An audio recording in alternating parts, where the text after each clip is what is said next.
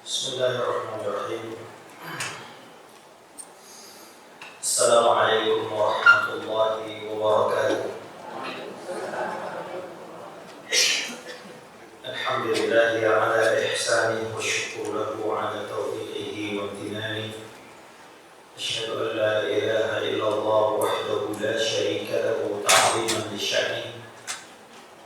Wa asyhadu anna Muhammadan 'abduhu wa rasuluhu الداعي إلى رضوانه صلوات ربي وسلامه على آله وأصحابه وإخوانه.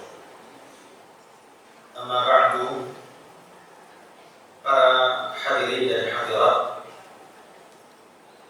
jemaah kajian sahabat muslimah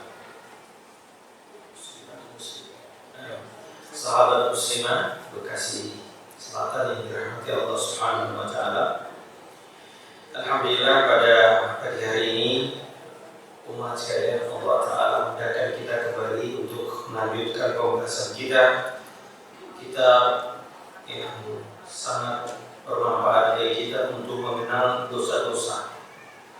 Yang dengan dosa-dosa ini sebetulnya kita bukan mengenalnya, kata para ulama, Aradtu syarr laisa la lisyarr. Aku mengenal keburukan bukan untuk keburukan, tetapi itu apa? Litawakki, untuk menjauhkan diri dari keburukan itu.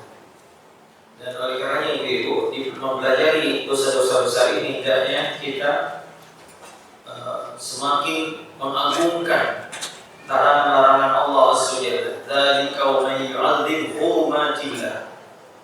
Di antara bentuk ketakwaan kepada Allah Azza wa Jalla adalah mengagungkan semua yang dilarang oleh Allah Azza wa Jalla.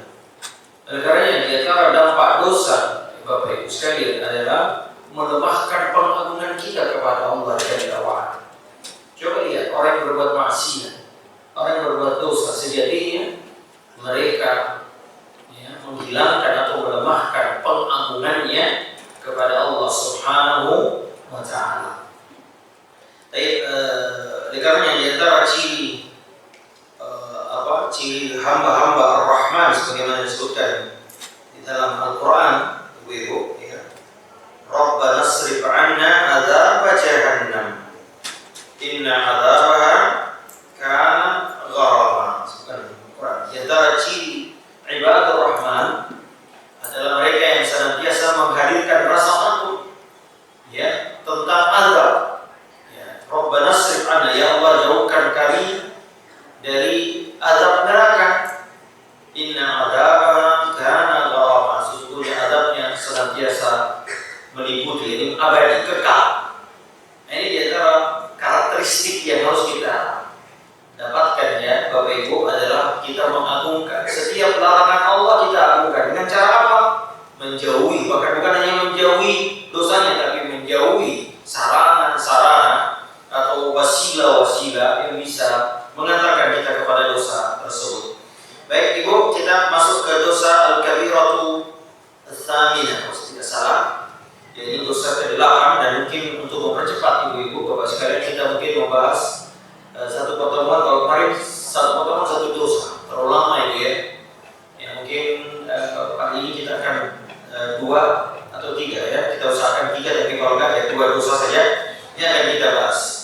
Baik, al-kabiratu ats-tsaminah, kitab ini dikarang oleh Imam Az-Zahabi rahimahullahu taala. Beliau mengumpulkan semua dosa-dosa besar, ya, bukan dosa kecil, dosa-dosa besar yang oleh syariat disebut dosa besar, karena adanya dalil-dalil menunjukkan bahwasanya itu adalah dosa besar. Apa yang ke-8 ini, Ibu-ibu? Di sini beliau menyebutkan aklu malil yatimi dzulma, memakan harta anak yatim secara zalim. Ya. Memakan harta secara batil dengan zalim di antara kaidah atau prinsip-prinsip dasar dalam muamalah. Dalam Islam jemaah yang dirahmati Allah Subhanahu, ada kaidah-kaidah yang harus kita pegang, yang yaitu merupakan prinsip larangan-larangan Islam dalam memakan harta, yaitu dalam bermuamalah, jual beli. Prinsip ekonomi Islam yang diantaranya adalah meninggalkan, ya, beberapa larangan. Di antaranya yang pertama adalah yang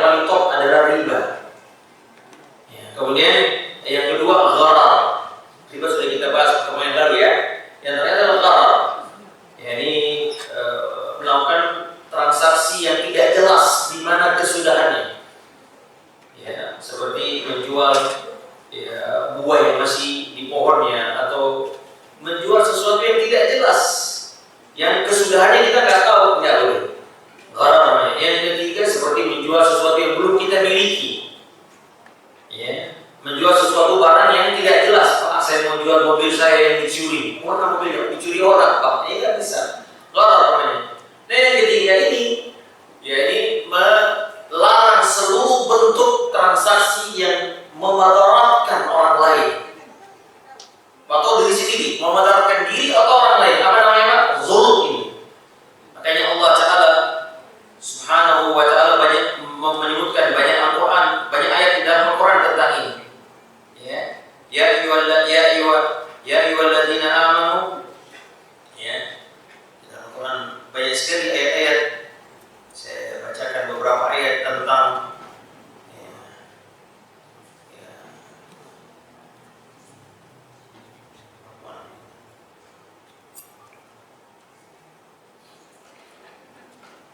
di antaranya ini, maaf ya, innal ladzina ya'kuluna amwalal yatama zulman, dengan zalim. Ya banyak misalnya jemaah merampas. Ya, ini zalim. Mencuri ini perbuatan zalim. Ya. Atau menipu orang, ya. Kata Nabi, man ghasyana falaysa minna. Man ghasya falaysa minna. Siapa yang menipu maka bukan bagian dari kami. Jadi ini tadi ya, zalim artinya memadaratkan, memberi madarat pada orang dalam transaksi itu. Nah, apalagi kalau bentuk kezaliman itu jemaah adalah hasil dari menzalimi orang yang lemah. Nah ini terlebih-lebih lagi saya ingatkan, terlebih-lebih lagi jika ya yang dizalimi adalah orang yang seharusnya kita santuni, orang yang harusnya kita tolong. Ya, karena dia kelemahannya, dia masih kecil, ditinggal orang tuanya. Lalu kita zalimi, ini tentu lebih berat lagi dosanya. Nah, di sini Allah Taala katakan zulma, ya, secara zalim. Apabila alladzina ya'kuluna amwalal yatama zulma, ya, secara zalim. Dalam Al-Quran Allah Taala sebutkan la tazlimuna wa la tuzlamun. Ya, jangan kalian menzalimi dan jangan pula kalian dizalimi. Ini di antara ini, kalau saya tidak salah ya Pak ya, top 3 kaidah besar dalam kaidah raksasa dalam transaksi ekonomi Islam, jual beli dalam Islam adalah tadi hindari gharar, hindari riba, kemudian gharar, yang ketiga adalah zalim. Ini 3 kaidah besar. Siapapun Bapak Ibu yang ingin terjun dalam jual beli, berusaha, maka hendaknya memahami ini prinsip-prinsip dasar atau kaidah-kaidah raksasa dalam transaksi ekonomi. Jadi apapun halal selama 3 perkara ini tidak ada dalam transaksi itu. Tapi yang mana dalam hati Allah Subhanahu di sini Syekh rahimahullah menyebutkan bahwasanya di antara dosa besar yang tercela di dalam agama kita, Bapak Ibu, adalah memakan harta anak yatim secara zalim. Kita tahu siapa anak yatim? Al-waladus saghir awil bint as-saghira alladhi mata anhu abuhu fa asbaha yatiman. Nah, ini kaidah. Wa taraka lahu malan. Ya, wa huwa fi sigharihi la yadri an mali walidihi wa la yadri ya wa la yastati' aidan an yahfadha. Ini disebutkan oleh Syekh Abdul Razak dalam syarah. Beliau mengatakan siapa anak yatim itu di Indonesia? Orang Indonesia itu sangat mudah tersentuh bahwa anak yatim. Betul tidak, Pak? Ada beberapa masjid tempat saya memberi kajian, itu pengurusnya bilang itu ada biasanya ada celengan, ada 3. Ada untuk masjid, ada untuk dakwah, ada untuk anak yatim. Yang paling banyak isinya adalah orang Indonesia. Dan memang ini spirit Islam yang sangat agung. Nabi SAW bahkan mengatakan, ana, di sini dia sebutkan, ana wa kafirul yatim kahataini fil jannah. Kata Nabi, saya dan orang yang menyantuni anak yatim seperti ini di surga. Beliau jadi tengah dan jadi telunjuk seperti ini. Bukankah dan Nabi SAW paham betul dengan ini karena beliau yatim sejak kecil. Kata Allah Subhanahu wa wajadaka alam yajidka yatiman fa'awa. Tidakkah Allah mendapatimu yatim, dan yatimnya Nabi yatim yang sempurna, yatim paling top, yaitu ayah yang meninggal sebelum dia lahir. Kata orang seperti saya umur 6 tahun ditinggal orang tua. Ayah saya meninggal 6 tahun atau 7 tahun, 6 tahun kayak. Saya belum balik. Jadi definisi anak yatim itu ibu-ibu adalah kalau dia belum balik. Kalau sudah balik maka tidak disebut lagi anak yatim. Ya, jadi pengertian yatim kalau belum balik, kayak kalau ada panti asuhan, isinya kalau udah anak SMA semua itu bukan anak yatim lagi. Bukan anak yatim, dan tidak masuk dalam kategori ini. Dia adalah anak yang kecil. Kenapa disebut yatim? Kenapa syariat memberi perhatian terhadap mereka? Karena anak yatim ini adalah anak yang belum mampu berusaha, ya, belum mampu untuk mencari nafkah, belum bisa jadi tulang punggung. Maka ya, hendaknya ya, syariat Islam menyuruh memerintahkan kita untuk menyantuni mereka. Nah, hadirin yang dirahmati Allah Subhanahu wa taala, nah di antara dari apalagi kalau disini disebutkan apalagi kalau anak yatim ini mendapatkan warisan yang sangat besar. Namun karena dia masih kecil, ya, maka biasanya diserahkan kepada walinya dari ayahnya, mungkin omnya atau pamannya atau bibinya.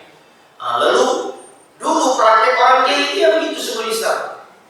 Kalau ada anak kecil meninggal, harta orang tuanya diambil oleh walinya, kemudian mereka memakannya hartanya dengan zalim. Yang anak yatim dikasih sedikit, adapun dia makan banyak, karena anak yatim ini nggak tahu hartanya berapa. Maka ini Allah Ta'ala ancam. Ya, Allah Ta'ala katakan, innama ya'kuluna fi butunihim nara wa yaslawna sa'ira. Sesungguhnya yang mereka makan itu adalah api neraka, dan mereka akan masuk dalam neraka jahanam. Nah, ini jamaah yang dirahmati Allah Subhanahu wa taala, penting sekali ya. Apalagi di dalam Al-Qur'an tidak sedikit ayat-ayat yang menyuruh kita ya ikhwah memperhatikan masalah anak yatim. Ya, Allah Ta'ala sebutkan di dalam Al-Qur'an ya, wa qadara rabbuka alla ta'budu illa iyyahu wa bil walidayni ihsana wa bidzil qurba wal yatama wal masakin. Ya, Allah juga berfirman dalam ayat, "Laisa birra an tuwallu wujuhakum qibala al-masyriqi wal maghribi, walakinnal birra man amana billahi wal yawmil akhir wa atal mala ala hubbihi dzawil qurba wal yatama." Anak yatim disebutkan sesudah berbakti kepada orang tua, kemudian karib kerabat, kemudian anak yatim. Ya, coba lihat di situ Allah Ta'ala sebutkan anak yatim beberapa kali dalam daftar orang-orang yang hendaknya kita nafkahi, kita santuni dengan harta kita. Wa atal mala ala hubbihi. Ya, dzawil qurba yang pertama, yang karib kerabat dulu jemaah itu. Ikhwan, kekerabatan ini sebetulnya di dalam Islam harus kuat jemaah, saling menyantuni. Jadi jaring sosial dalam Islam itu kekerabatan sebetulnya jemaah. Sebelum negara ambil alih ya, sebelum penguasa yang menyantuni, tapi kekerabatan. Karena itu banyak orang kalau susah di kota, dia bilang saya mau pulang kampung aja Ustaz. Kenapa di kampung ada? Ustaz banyak keluar dari kampung. Ya tidak, kalau di kampung kita nggak pernah kekurangan beras, ada aja. Karena itu kekerabatan, dzawil qurba. Yang akhir-akhir ini kita dapat itu sudah tidak lagi seperti itu. Wal yatama, anak-anak yatim. Jadi Allah Tabaraka wa Ta'ala, Bapak Ibu sekalian, memerintahkan kita untuk memperhatikan mereka ini. Siapa anak yatim? Mereka yang kehilangan tulang punggung keluarga untuk mencari nafkah, dan mereka masih kecil, dia belum sanggup bekerja. Maka harus ada kaum muslimin memperhatikan mereka itu. Dan Nabi SAW dalam banyak hadis ya ikhwan, bagaimana tidak, beliau tahu betul bagaimana keyatiman itu. Sejak kecil beliau ditinggal ayahnya, kemudian ibunya meninggal umur 6 bulan, 6 tahun. Kemudian diasuh oleh kakeknya Abdul Muttalib, kemudian dia diasuh oleh pamannya yang juga miskin. Maka beliau paham betul bagaimana ya pentingnya ya menyantuni anak yatim. Maka juga di antaranya Allah Ta'ala katakan di antara karakteristik al-abrar dalam surah Al-Insan ya, innal abrara yashrabuna min ka'sin kana mizajha wa yufuna bin nadri wa yut'imuna at-ta'ama ala hubbihi miskinan wa yatiman wa asira. Mereka yang senantiasa menafkahkan harta yang paling dicintainya kepada siapa? Kepada orang miskin, dan lagi-lagi disebut anak yatim. Nah, karena jemaah yang dirahmati Allah Subhanahu wa Ta'ala, nah ini dosa ini harusnya disantuni malah dimakan hartanya. Ini dosanya luar biasa.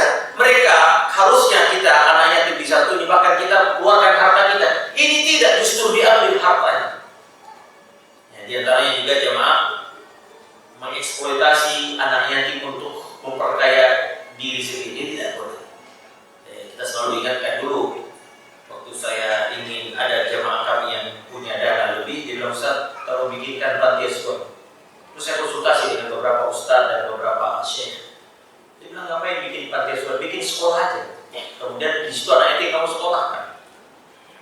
Ya, karena panti asuhan ini daya tariknya untuk mencari uang luar biasa, Pak. Tapi kalau bulan Ramadan itu anak panti sampai ke 5 panggilan biasanya. Pulangnya dikasih amplop satu. Ini tidak pendidik.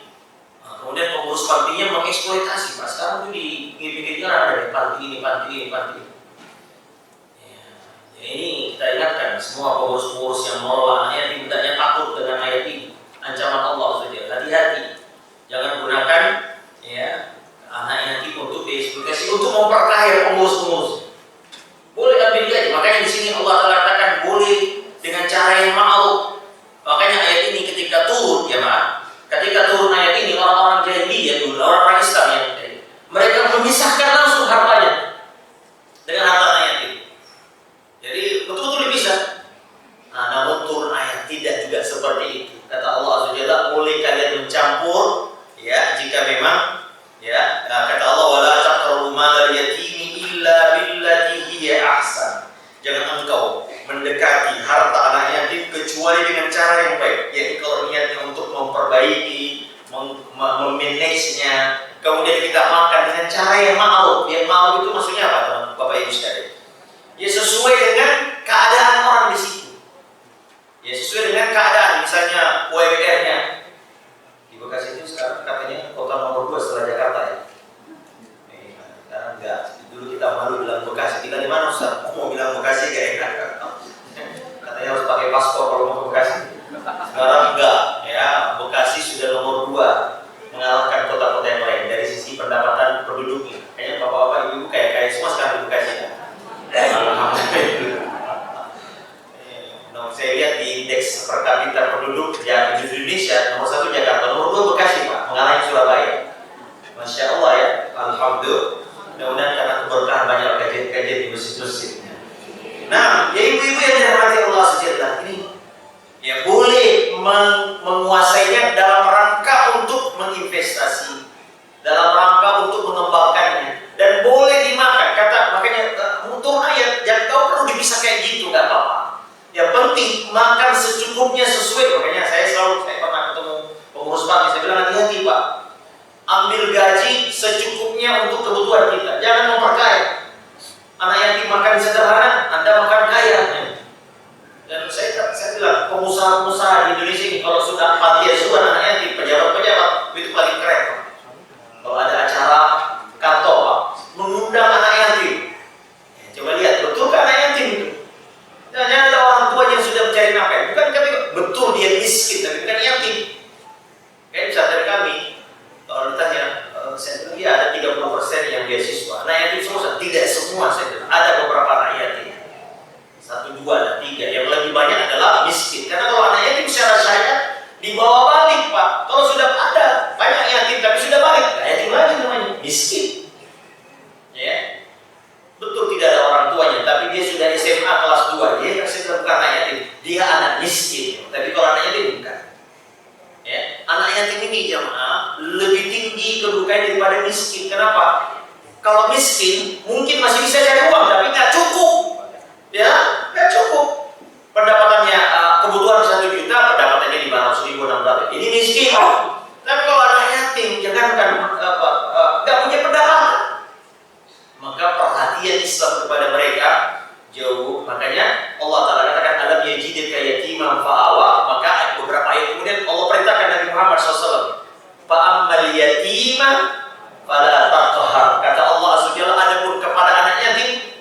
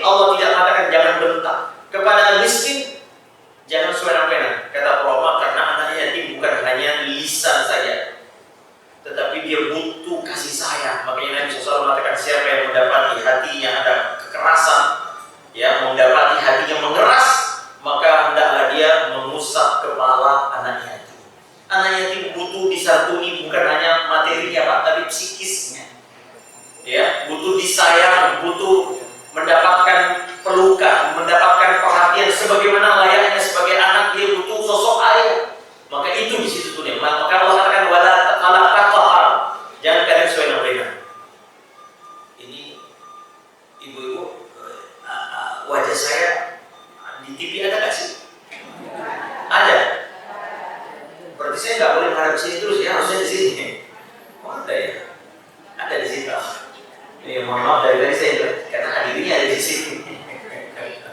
Berarti di sini aja ya. Oh, karena ini kajiannya milik ibu-ibu Pak. Kita hanya numpang di sini ya. Baik, barakallahu fiik. Maka Bapak Ibu dirahmati Allah subhanahu ini jadi memakan harta yatim di antara bentuk harta haram. Kenapa didapatkan dengan zalim, yaitu di mana kezalimannya? Karena mengambil harta orang dan dia tidak rela sebetulnya. Kalau dia tahu dia tidak rela, karena dia masih kecil dia nggak tahu harta orang tuanya, maka diambil untuk memperkaya diri. Ya, termasuk tadi saya ingatkan kepada para pengurus panti asuhan yang sekarang banyak sekali bicara Pak ya. Ini yatim ya, kita harus kita harus nuzon kepada mereka. Tapi hendaknya kita betul-betul hati-hati Bapak Ibu sekarang ya, proposal anak yatim ya, jangankan dibawa Pak di pesantren saya juga sesama. Saya bilang Pak, saya juga ada anak yatim di sini. Tapi saya juga bantu sedikit Pak. Nah, karena yang Bapak Ibu yang dirahmati Allah sekalian, ini peringatan kita jangan sama sekali. Nah, maka anak yatim ini apa Pak? Ya disantuni. Disantuni, kemudian dinafkahi, dibiayai pendidikannya.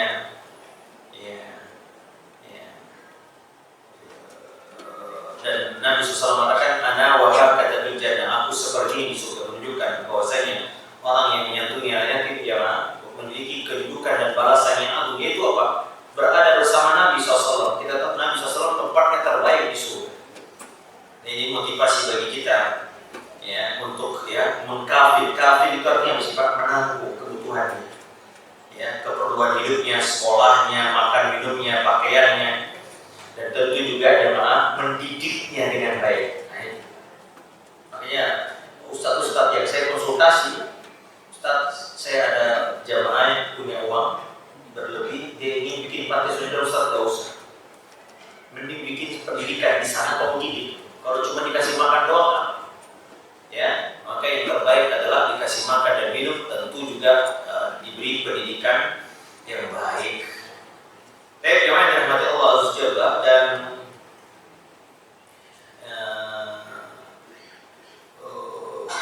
keutamaan menyantuni anak yatim ini teman-teman sekalian bukan hanya bisa dari dua sisi, yakni harta anak yatim itu sendiri, kalau kebetulan dia orang kaya dan meninggal orang tuanya, atau dari harta kita sendiri. Jadi bisa dari harta anak yatim tersebut jika dia meninggalkan warisan, atau dia menyantuni anak itu dari hartanya sendiri. Demikian pula tentu ini lebih kuat lagi jemaah kalau dia adalah karib kerabat. Saya ulang sekali lagi jemaah. Di antara jaring sosial dalam Islam sebetulnya menguatkan kekerabatan.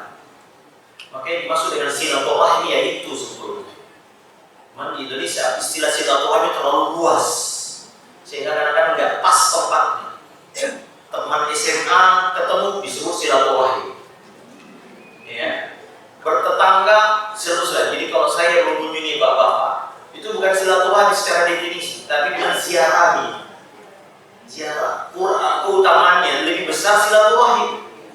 Silaturahmi siapa ibu? Siapa sih yang mahram kita kalau dalam Islam? Mahram kita adalah ke atas ibu. Dan ini yang paling top. Bapak-bapak ya. Ini silaturahmi yang paling top, paling tinggi adalah ibu. Maka kalau bapak pulang kampung menengok ibu yang ada di mana, itu namanya silaturahmi secara definisi. Yang Allah siapkan banyak sekali pahala menyambung silaturahmi. Yang Nabi ancam siapa yang memutus silaturahminya maka surga neraka. La yadkhulul jannah qati'u rahim. Tidak masuk surga orang yang memutus silaturahmi, memutuskan silaturahmi. Kemudian ke bawah anak Pak. Di bawah Pak punya anak sudah beristri atau punya suami, maka mengunjungi anak atau menantu itu termasuk silaturahmi secara definisi syariat. Kemudian ke samping kiri kanan adik kakak Pak. Bapak punya adik, punya ini, semua sudah berumah tangga, tapi mengunjunginya itu namanya menyambung silaturahmi. Nah, kemudian ke atas kanan kiri itu apa? Saudara ayah atau saudara ibu, bude, pak de, bule, pak le. Itu juga silaturahmi secara definisi.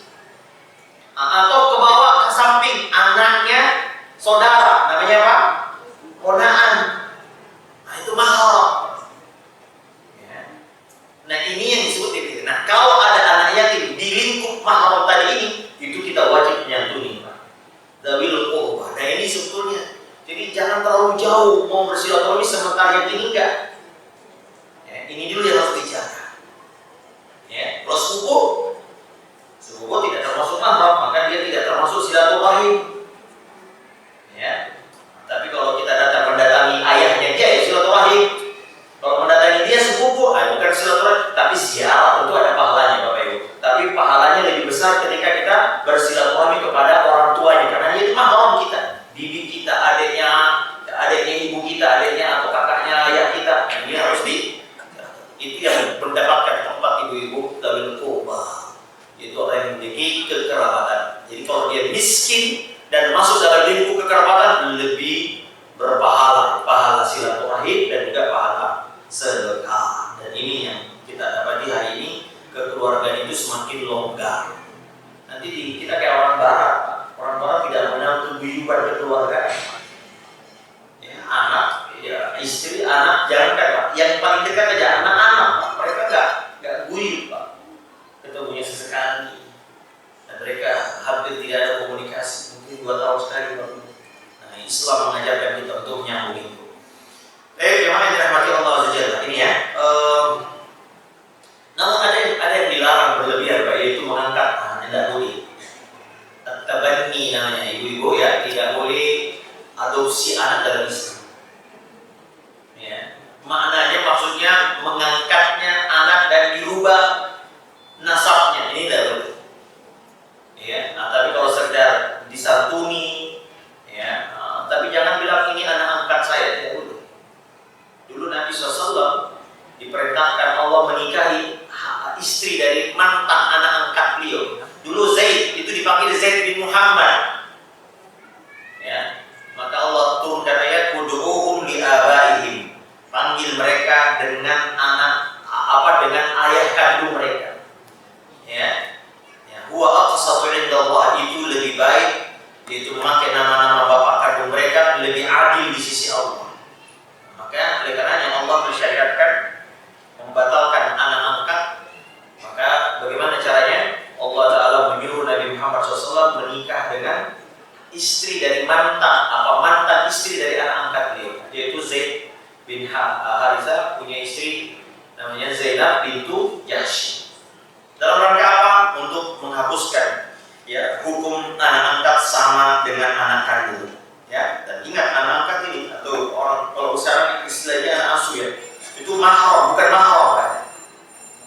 Sehingga wajib bagi orang tua yang mengasuhnya maupun anak-anak kandung mereka untuk berhijab ketika bertemu. Kalau dia sudah dewasa ya, kalau sudah dewasa ini problem ya. Dan sini banyak sekali problem yang pernah saya temui bahwa jadi anak angkat dan dinikahkan oleh ayah angkat. Jadi katanya bayi itu 2 bulan baru. Bayi ini 2 bulan langsung diambil, dibawa pulang. Dirubah akta. Saya pernah ketemu di daerah Jakarta Selatan. Nah, ibu ini kemudian dia bilang, Ustaz, saya dulu dinikahkan oleh ayah yang saya baru tahu sekarang itu bukan orang tua saya. Loh, kapan ibu tahu? Baru sekarang Ustaz. Orang bersaksi, ada orang tua di kampung bilang itu kau bukan anak angkat, kau bukan ayah anak kandung. Dan sudah meninggal, mereka baru berani speak up setelah ayah angkatnya meninggal. Mereka nggak enak. Dan ada yang berani memperingatkan itu si bapak, bukan anakmu, dia nikahkan. Berarti menikahkan walinya bukan wali yang benar. Nah, ini bahaya problem. Ya, dan bintinya anak ibu ini bintinya ke ayahnya, ayah angkatnya. Harusnya bukan bintinya. Ini banyak sekali problem, masalah nasab, masalah waris, masalah mau diperbaiki betul lagi udah punya anak 3 saat ini. Ya, Ustaz, bagaimana kasus pernikahan sama? Saya bilang ya. Karena bapak ibu tidak tahu ya sah. Nah, ini problem. Karena di Indonesia begitu, kita langsung berubah akte tidak. Kemarin ada lagi sudah mau menikah. Akhirnya saya bilang harus jujur sekarang, Pak. Ustaz, kalau saya jujur sekarang dia hancur hatinya. Betul, Pak. Dia sampaikan bahwa kamu itu sebetulnya anak, langsung lari nih anak. Oh, jadi mama papa ingin menghancurkan saya katanya. Ingin mencoret saya dari kakak. Begini kan, lari anak itu. Tapi daripada bapak ibu nanti ke depan mungkin harus mulai dari sekarang, guys, sebelum menikah. sebelum nanti akad nikah. Tapi nanti Ustaz, kita malu Ustaz, ketika akad nikah pinnya ke orang lain, orang-orang tahu ini anak saya bilang harus terbuka kan. Apa malu daripada dosanya banyak sekali. Dosa menasabkan seseorang kepada yang bukan nasabnya. Tapi jemaah yang dirahmati Allah Subhanahu wa taala, ya. Tapi jangan sampai Pak, anak kita ini punya ayah orang tua tapi yatim piatu secara psikologis. Anak yatim bukan secara syariat tapi anak yatim secara psikologis. Orang tuanya ada di rumah tapi nggak pernah sibuk orang tuanya. Ada orang seperti itu, lebih yatim daripada anak yatim. Orang tuanya ada tapi sibuk. Nggak pernah ngobrol, nggak pernah ngajak, nggak pernah diajak jalan. Subhanallah. Nah ini jangan sampai ya, anak yatim piatu bukan secara syariat tapi yatim piatu karena tidak dipeduli oleh. Makanya ada syair Arab mengatakan begini, Bapak Ibu, ada syair Arab, laisa liyatima man intaha abawahu. Kata beliau, bukanlah anak yatim ini secara saja ya, orang yang tuanya tidak ada. Min hamil hayati wa khallafahu dzalila, telah tiada dari kehidupan dunia lalu meninggalkan anak tersebut dalam keadaan hina. Ya, innal yatima huwa alladhi talqa lahu ummin takhallat au abban mashkula. Tetapi anak yatim adalah anak yang kau dapati ibunya tidak peduli dan ayahnya sibuk tidak mau mengurusnya. Ini sebuah syair. Nah, jadi jangan kita fokus anak yatim sementara anak kita sebetulnya di rumah ada orang tuanya, tapi seperti anak yatim, nggak pernah dicium, nggak pernah dielus, nggak pernah diurusi. Ya sekarang begitu Pak. Jadi anak-anak kita sekarang anak-anak betul ada orang tua yang tapi tidak seperti dia anak yatim di rumahnya. Ya, jangan sampai kita lalai mendiri dan memberi perhatian Bapak Ibu, karena ada saat di mana jemaah saya baru ketemu orang kemarin, ibu-ibu, Ustaz, anak saya lahir besar di Amerika karena kami guru besar di. Tapi apa yang terjadi? 3 anaknya sekarang hampir semua agnostik. Agnostik itu tidak percaya agama. Sementara dia orang Sumatera apa ya, paling kuat agamanya. Dia bilang saya menyesal banget. Kami dulu terlalu fokus mencari ilmu sampai S2, S3 di Amerika, suami istri lupa mendidik anak. Sekarang ibu itu sedang belajar akidah, tauhid, salah satu tempat saya akan sebutnya. Dia lagi belajar tauhid. Saya bilang, kok baru belajar tauhid Ustaz? Saya ini ilmu dunia udah sampai puncak, tapi ilmu tauhid baru sekarang saya belajar. Dan yang dia paling sesali kata beliau, anaknya sekarang sudah agnostik. Waliyahulillah. Kenapa gak dididik sejak kecil? Siapa yang mendidiknya? Lingkungan Amerika yang mendidik. Amerika tidak tahu sini orang gak peduli agama. Sekarang puasa dan gak mau, sholat apalagi dan dulu gak mau. Orang tua mana yang gak sih kalau lihat begini? Ya, jangan kita peduli anak yatim yang, tapi anak kita juga dihakim di rumah kita. Orang tua gak pernah menyapa anaknya, ibu juga sibuk ini, sibuk ini. Akhirnya kekurangan kasih sayang sama.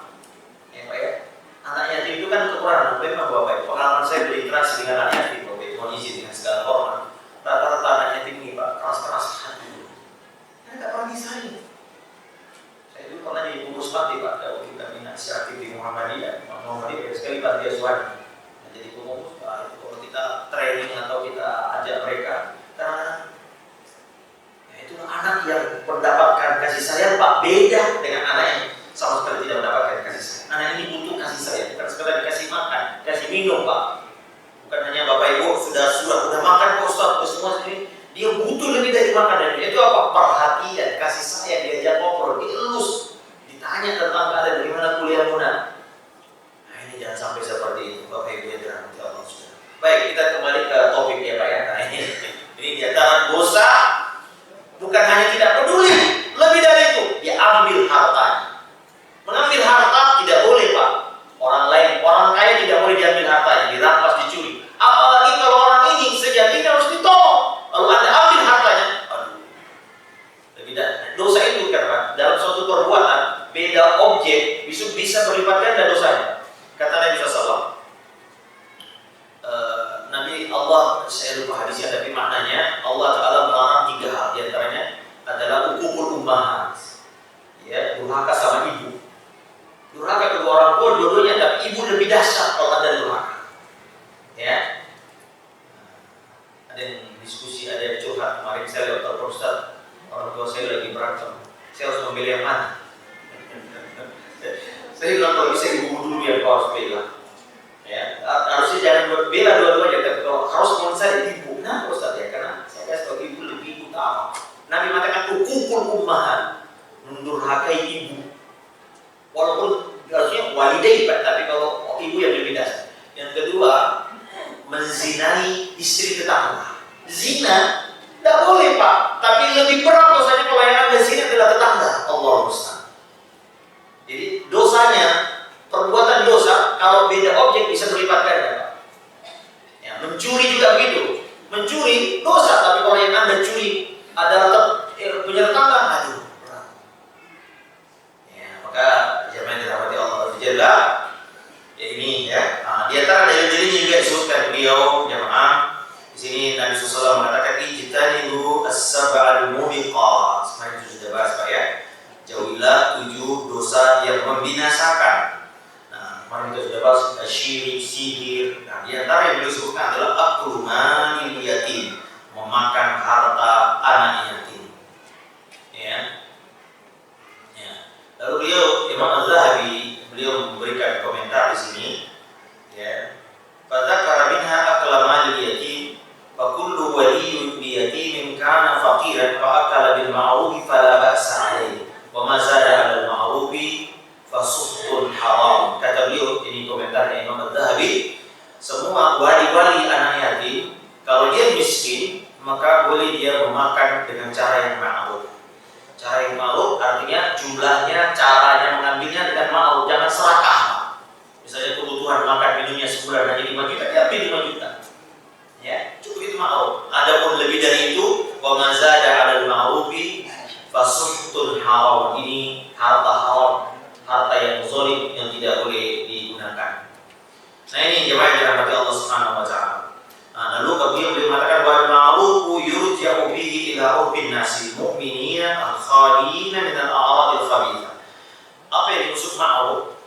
Dan dalam agama kita bagi antara kaidahnya sesuatu yang tidak disebutkan secara jelas oleh syariat, maka biasanya ada kaidah maka dikembalikan kepada Allah. Seperti apa Pak yang dikembalikan kepada Allah? Seperti mahar. Berapa mahar ibu waktu nikah, dinikahi oleh suami ibu? Ya beda-beda setiap daerah. Kalau di daerah saya Sulawesi Selatan itu rata-rata 1 M ke atas. Uang panai. Aduh, minimal 100 juta katanya. Apalagi kalau dia sudah S1, sudah pergi haji, wah itu tinggi. Nah adat yang ibu gimana? Ibu yang beli ini lagi di Saudi Arabia, saya beberapa kali ketemu, wah itu lebih dahsyat lagi di sini. Harus ada rumah, harus ada mobil. Saya pernah ketemu orang, saya bilang kamu sudah menikah, jadi supir di orang Arab, orang Saudi. Nah, dia bilang saya sudah menikah, tapi saya karena masih tinggal di sana. Loh gimana sih saya bilang? Kamu sudah menikah tapi tinggal di sana? Karena saya belum menyempurnakan mahar. Gitu. Jadi belum mahar, harus rumah dan maharnya berapa? Dia geli-geli kepala. Mahal sekali. Nah ini Nah ini kembalikan kepada Allah. Berapa nafkah yang harus diberikan suami kepada istri, ibu-ibu, bapak? Ini juga dikembalikan Allah. Ya, kalau di Bekasi ya minimal 2 ember ya bu. Ember berapa bu di Bekasi? 5 juta ya, minimal 5 juta. Istri pertama, istri kedua, aman. Kalau berani menghargai mayatnya ibu. Nah, jangan Allah. Sama dengan berapa jarak safar yang dibolehkan untuk rukhsah. Allah Ta'ala tidak ada dalil yang sahih yang jelas menyebutkan. Ya, Nabi SAW pernah sehari semalam, pernah yang hanya jarak beberapa kilo dia sudah mulai. Nah, maka para ulama menyimpulkan dan ini yang sering dicontoh bahwasanya yang disebut safar dikembalikan kepada urut di sini. Jadi kalau orang Bekasi pergi ke Bogor disebut safar nggak? Nah, iya, itu sudah masuk. Tapi kalau ke Tambun atau ke Cikarang, nah enggak ya, udah biasa. Wallahu a'lam ya. Yang lebih hati-hati ya 80 kilo, yang lebih hati-hati lebih apa ya? Wallahu a'lam. Namun para ulama karena tidak ada dalil yang menyebutkannya maka dikembalikan kepada Allah. Nah, seperti juga bagaimana kadar memakan harta anak yatim dikembalikan kepada kebiasaan kehidupan di setiap daerah masing-masing.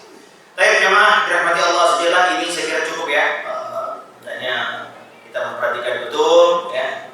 Ya, intinya secara keseluruhan ya ikhwan, jangan sampai ada harta haram yang kita makan. Yaitu dengan cara diantaranya adalah hasil dari menzolimi orang lain, Pak. Harta zolim ini, Pak. Ya, harta hasil merampas, merampok, mencuri, menipu. Nah, ini semua dilarang dalam agama kita. Ya. Tapi jemaah yang dirahmati Allah, apalagi yang kita tipu, yang kita rampas adalah yang seharusnya orang yang harusnya kita santuni. Nah, itu lebih berat lagi. Seperti bapak-bapak itu, bantuan sosial untuk rakyat miskin dikorupsi, waduh. Apalagi dikorupsi di waktu krisis, Pak, waduh. Itu ya, ada di situ, Pak. Di Indonesia ada ya? Nggak ada kayaknya. Nah, ya, jadi waktu krisis atau kemarin corona, yang harusnya kan banyak orang PHK tuh nggak kerja kesian. Dirubah gimana?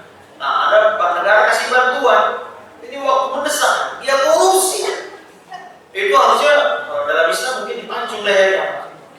Karena pertama mencuri haknya orang miskin. Yang kedua mencuri di ketika krisis luar biasa. Nah ini lebih berat dosanya. Allah Ta'ala.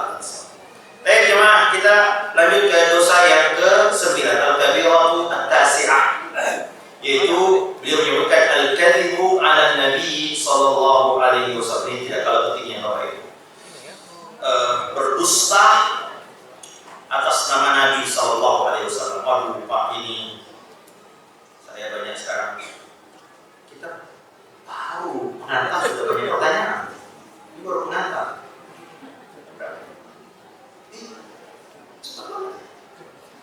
Rasanya baru sebentar.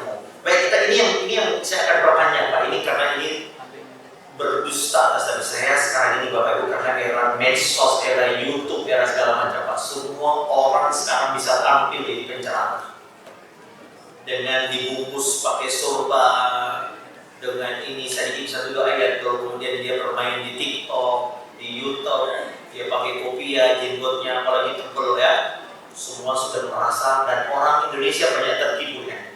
Dibacakanlah hadis-hadis yang lalu kemudian, nah inilah dosa berdusta Bapak Ibu, dosa besar. Tapi ada dusta yang lebih besar dosanya daripada dusta kepada desa. Itu apa? Berdusta atas nama Nabi Muhammad SAW. Pak, saya berdusta atas nama Pak RT. Pak, ini ada dosa, ini kegiatan RT Pak. Tolong Pak, kerjasamanya sebagai warga. Padahal RT nggak tahu apa-apa. Itu dosa Bapak Ibu. Bagaimana kalau berdusta atas Nabi Muhammad SAW? Kenapa? Karena berdusta atas Nabi Muhammad SAW itu berarti syariat. Ada syariat di situ, ada penghalalan, ada pengharaman. Dan ini jauh sekali. Apalagi ya Bapak Ibu, berdusta dalam rangka menipu umat, dalam rangka mengambil harta mereka. Hadis-hadis yang sebetulnya bukan hadis Nabi Pak, hadis maudhu. Nah, dalam agama kita kan ada hadis sahih ya Pak ya. Itu yang paling tinggi itu Pak. Yang paling tinggi sebetulnya dari sisi validitas hadis yang paling tinggi namanya hadis mutawatir Pak. Yakni di semua tingkatan lebih dari 3 orang yang mendengar. Dari sahabat yang mendengar lebih dari 3 orang. Tabi'in 3 sampai ini dari khususnya Al-Quran. Al-Quran ini Bapak Ibu diterima sampai sekarang itu mutawatir. Dulu di zaman Nabi SAW banyak sahabat yang menghafal Al-Quran. Mungkin lebih dari 70, bahkan mungkin lebih dari 1000 orang yang menghafal Al-Quran. Tidak mungkin semua berdusta kan? Nah, lalu di bawahnya dia ajarkan lagi ribuan lagi orang. Dari zaman ke zaman tidak pernah ada kosong dari menghafal Al-Quran.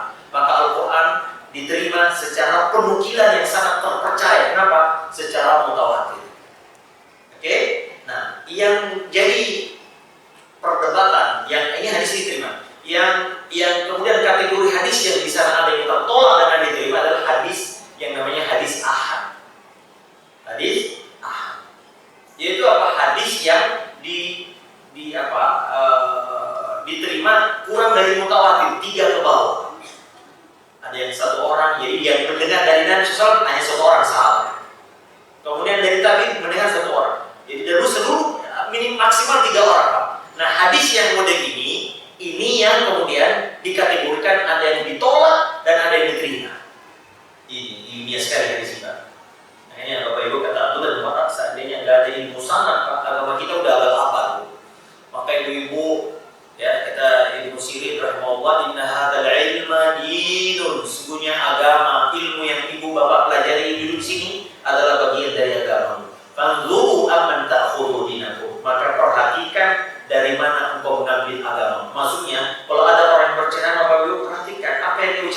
kalau Allah atau kalau Rasul? Benar nggak itu kalau Allah? Benar nggak itu kalau Rasul SAW? Dan ini umat kita ini banyak tertipu di situ. Saya banyak sekali dikirim Ustaz. Ada yang mengatakan ada ulamanya, ada gurunya yang bisa diserap mi'raj 60 kali sehari. Apalagi ada yang bisa memadamkan api neraka. Ada yang kuburannya orang soleh katanya dan antara satu kuburan itu taman surga. Ya, jadi kalau berdoa di kuburan itu seperti di surga. Aduh, macam-macam. Bapak Ibu, kita ini nggak seperti Yahudi dan Nasrani. Yahudi dan Nasrani, Pak, abang-abang Injil itu banyak sekali, Pak. Tidak sampai tadinya 70 Injil, versi 70 Injil. Karena mereka nggak ada yang besar. Lalu kemudian oleh salah satu penguasa Romawi jadikan 4. Tadinya banyak, Pak. Yahudi apalagi? Mereka suka berubah. Yuharrifuna al-kalima mawadhi. Kata Allah, orang Yahudi dari dulu mereka suka berubah-ubah ayat dari berubah ayat. Makanya Ali bin Hatim radhiyallahu ta'ala ketika masuk Islam, dia dengar ada ayat, ya, wattakhadhu ahbarahum wa rubbanahum arbaba min dunillah. Mereka menjadikan pendeta-pendeta mereka Tuhan selain Allah. Lalu Ali bin Hatim yang mantan Nasrani, ya Rasulullah, kami tidak pernah menyembah pendeta kami. Kata Umar, kata Nabi SAW, bukankah kalau dia menghalalkan apa yang haram, kau halalkan juga? Kalau mereka mengharamkan apa yang halal, kau haramkan juga. Kata Ali bin Hatim, betul ya Rasulullah. Menunjukkan bahwasanya Pak, agama ini, agama dulu Pak, tidak ada syarat. Semua ahli ulama mereka bebas mengatakan ini haram, ini halal. Karena tidak ada syarat. Sekarang jamaah, kalau ada orang yang mengatakan ini haram, kambing itu haram hukumnya dimakan, kita akan mengatakan mana dalilmu bro? Hadisnya mana? Kalau nggak ada syarat Pak, udah Pak, hadis palsu beredar di mana-mana. Penjual minyak angin maksudnya, Pak memakai parfum 70 kali lipat pahalanya dibanding sholat tidak pakai parfum. Bisa nanti semua orang percaya. Penjual terong, makan terong adalah obat dari segala obat. Penjual madu benar ya, kan madu ya. Penjual madu, kita bikin hadis palsu. Alhamdulillah Pak, agama kita terjaga dengan ini. Kalau ada hadis yang dipalsukan, pasti ketahuan. Ya, saya lagi di satu tempat mengajarkan bukunya Ustaz Abdul Hakim bin Abi Ramdan, hadis-hadis dhaif dan maudhu yang banyak beredar di negeri kita. Nah, penting sekali mencerahkan umat dengan ini Pak. Kita ini duduk, alhamdulillah Pak, kita bersyukur kepada Allah Jalla wa'ala dibandingkan 20 tahun atau 3 tahun yang lalu, 30 tahun yang lalu. Gairah kaum muslimin untuk belajar agama luar biasa sekarang. Itu tidak Pak, betul Pak ya. Tetapi hendaknya itu juga Pak diiringi dengan apa Pak? Kehati-hatian. Dari mana kita mengambil ilmu ini Pak? Hadisnya yang dibawa, karena kalau kita terima jadi ilmu, dia akan jadi agama. Kita, Bapak-bapak, setelah ini kan Bapak pulang mengamalkan tidak Pak? Dia amalkan, jadi agama kita Pak. Nah, sayangnya Bapak Ibu, nah ini beliau di sini menyebutkan kejahilan yang merata terhadap hadis Nabi SAW, kecuali di sini di antara mereka. Makanya Masya Allah, Nabi mengatakan senantiasa ada umat yang kokoh berpegang teguh. Ya, la tazalu ummati zahirina al-haq. Kata Nabi, setiap zaman ada kelompok umat yang berpegang teguh dengan agama. Ya, la yahduru ma yadurhum, ya, tidak akan bisa, tidak ada yang bisa membahayakan karena kokohnya pendirian mereka. Nah, para ulama mengatakan siapa mereka, Bapak Ibu? Sudah mengatakan, dan saya ucapkan adalah ahlul hadis, yaitu mereka yang senantiasa beragama di atas hadis yang sahih, berpegang. Ini kokohnya, ya, ahlul hadis. Nah, makanya Bapak Ibu, kita harus ya ini. Kemudian juga Pak, orang sekarang tidak peduli terhadap hadis-hadis yang sahih. Pokoknya ada suatu kebaikan, amalkan, tidak perlu hadis. Kemarin saya dapat juga ada kasih share video, katanya kalau ada kita pakai baju kalau dipakai untuk melap sesuatu yang kotor, misalnya lap kacamata, katanya 40 hari rezekinya tertahap. Ini kan masalah baik, harus ada dalil Pak. Sampainya amal, tidak sampainya amal, aduh, Masya Allah. Terus sandar di pintu 40 hari, macam-macam lah saya kata. Khurafat ini khurafat Pak. Cerita-cerita yang tidak ada asal-usulnya, namanya khurafat. Agama ini Pak, banyak perkara lain, ada kabar. Agama ini kan ada dua Pak intinya.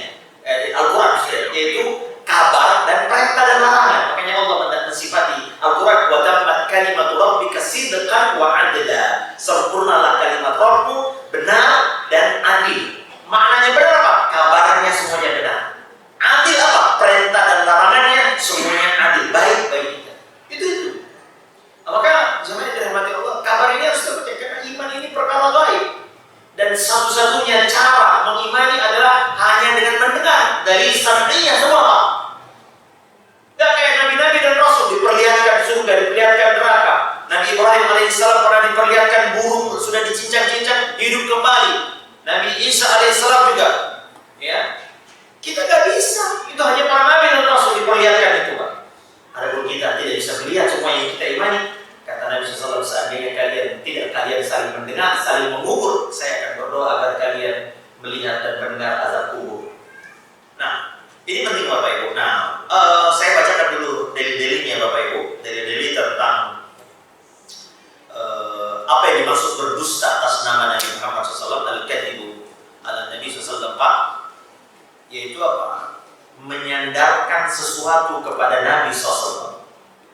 Menyandar maksudnya disandarkan kepada, oh itu dari Nabi. Baik berupa ucapan atau perbuatan atau persetujuan, apa namanya Pak? Persetujuan Nabi terhadap sesuatu, takrir ya. Ya, dan segala sesuatu yang disandarkan kepada beliau sallallahu alaihi wasallam dengan cara berdusta atas nama Nabi sallallahu alaihi wasallam. Nah, sama saja apakah untuk masalah-masalah hukum. Nah, ini lebih dahsyat ya Pak. Kalau yang dia dustakan itu adalah masalah hukum, halal, haram, atau ibadah, menambah-nambah ibadah baru, ya, atau masalah targhib dan takhid. Nah, sebagian orang Pak, kalau masalah targhib nggak apa-apa, hadis palsu nggak apa-apa. Dulu Pak, sebagian pendusta hadis, kalau perhatikan Bapak Ibu, ya, mereka mengatakan saya sengaja berdusta untuk apa? Supaya orang datang ke masjid. Nah, orang-orang dulu Bapak Ibu, kalau orang sudah mulai malas ke masjid, Pak, dia bikin hadis palsu supaya mereka takut. Siapa yang tidak sholat berjamaah di masjid, maka ada azab 7 turunan yang akan menimpa mereka. Ini kata Nabi SAW loh, niatnya baik Pak. Nah, ini biasanya di sini Pak. Orang bermuda-muda di situ. Dan dulu kaum siddiq dulu begitu. Mereka makan hadis palsu awalnya orang-orang tasawuf, orang sufi. Ya. Mereka ingin orang itu rajin beribadah dengan cara bikin hadis palsu. Tapi apa tadi agama ini akan jadi abal-abal. Ini makanya Nabi SAW mengancam di sini Bapak Ibu. Nabi SAW mengatakan ya. Coba saya sebutkan beberapa hadisnya. Nabi SAW mengatakan, "Man kadzaba alayya muta'ammidan." Siapa yang berdusta atas namaku secara sengaja, falyatabawwa maq'adahu minan nar. Maka hendaklah dia menyiapkan tempat duduknya di neraka. Allahu Akbar. Jadi perhatikan kata-kata tempat duduknya di neraka. Artinya dia seolah-olah dia sendiri yang menaruh dirinya, melemparkan dirinya ke dalam api neraka. Ya. Ini yang pertama, hadisnya mutawatir Pak. Sekali lagi Bapak Ibu. Nah, ini tadi di antara hadis yang mutawatir banyak. Melihat Allah di surga itu mutawatir. Mengusap khuf mutawatir. Adanya telaga di surga mutawatir. Di antaranya di sini. Artinya yang mendengar dari sahabat lebih dari 9 orang. Banyak orang mendengar. Nabi mengatakan, "Man kadzaba alayya," siapa yang berdusta sama aku. Dari tabi'in banyak. Ya. Nah, ini. Kemudian juga Nabi SAW mengatakan, "Man taqawwala alayya ma lam aqul, falyatabawwa maq'adahu minan nar." Siapa yang membuat-buat perkataan atas namaku yang sama sekali tidak pernah aku ucapkan, maka hendaklah dia mengambil tempat tinggalnya di neraka.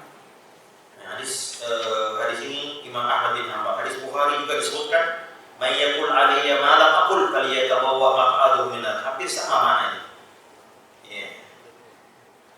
Juga dalam lafaz yang lain Imam Ahmad mengatakan, "La yaqulu ahadun alayya batilan wa la ma lam aqul illa tabawwa maq'adahu minan nar." Tidaklah seorang berkata atas namaku dengan batil atau dia mengucapkan perkataan yang tidak pernah aku ucapkan, melainkan tempatnya di neraka. Juga saya sebutkan hadisnya di sini juga Bapak Ibu, "Man ta'ammada alayya kadziban falyatabawwa maq'adahu minan nar." Siapa yang sengaja berdusta. Karena itu Bapak Ibu, di antara perawi-perawi itu ada yang memang jujur, saya berdusta. Bahkan ada yang mengatakan saya pernah membuat hadis ribuan. Saya bilang di sini. Ada seorang yang mengatakan saya pernah membuat hadis ribuan palsu. Jadi sengaja memasukkan hadis. Ya. Juga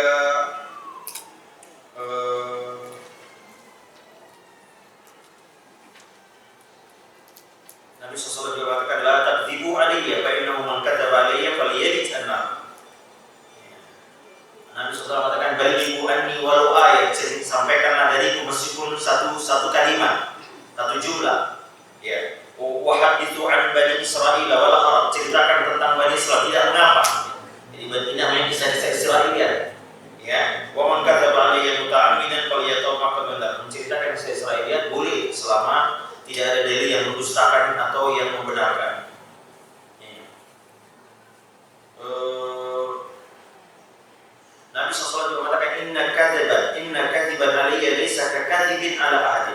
berdusta atas namaku tidak sama dengan berdusta dengan orang lain. Kata Pak Ali yang mutamin kalau dia tempat makan semuanya sama Pak. Dan Nabi selalu mengaji dengan hendaklah dia menyiapkan tempatnya di neraka. Ya. Ini hadis siapa? Ya. Nah, ini. Baik, makanya disebut dengan hadis maudhu. Hadis maudhu adalah hadis yang di dalamnya ada perawi yang tertuduh berdusta.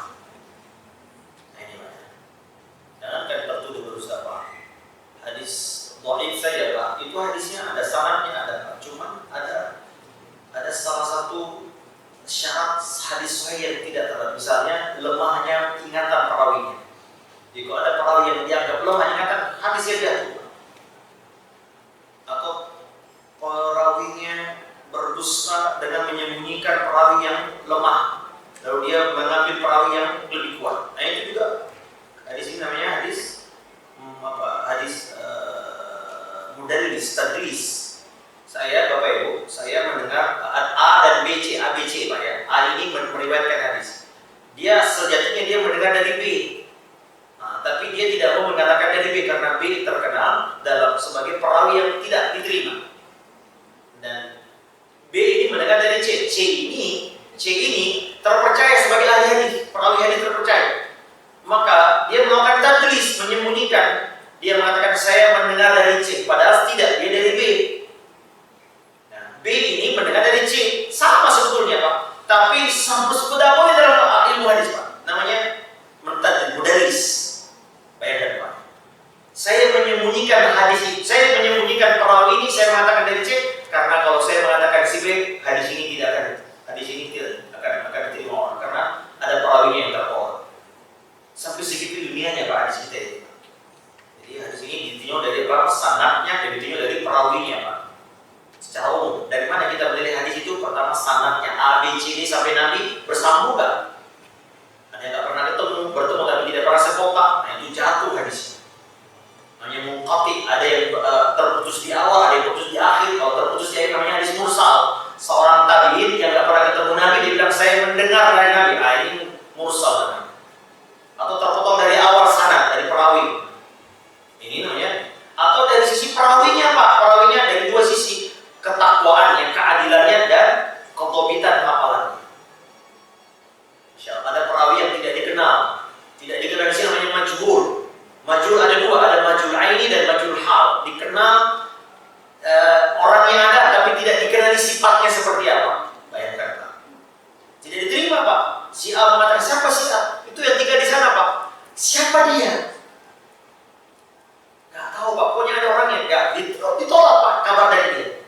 Apalagi kalau majhul ain gak dikenal siapa, gak ada yang mengenalnya.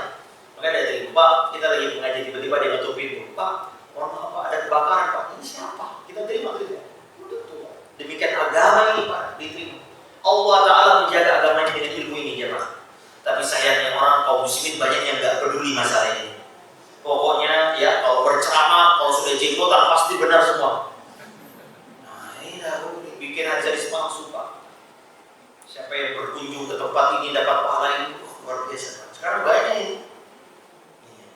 Kemudian Bapak Ibu, hadis-hadis dhaif ada hadis-hadis maudhu, salah satu yang menjadi pegangan ahlul bid'ah dalam menyebarkan bid'ah. Kalau enggak ada hadisnya, enggak ada sandarannya. Akhirnya dia bikin hadis-hadis palsu untuk membenarkan syariat ajaran dia, ajaran kelompok dia.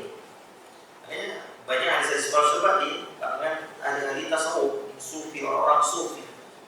Ya, mereka berzikir ini ya, supaya diterima dia bilang ini hadis Nabi. Iya.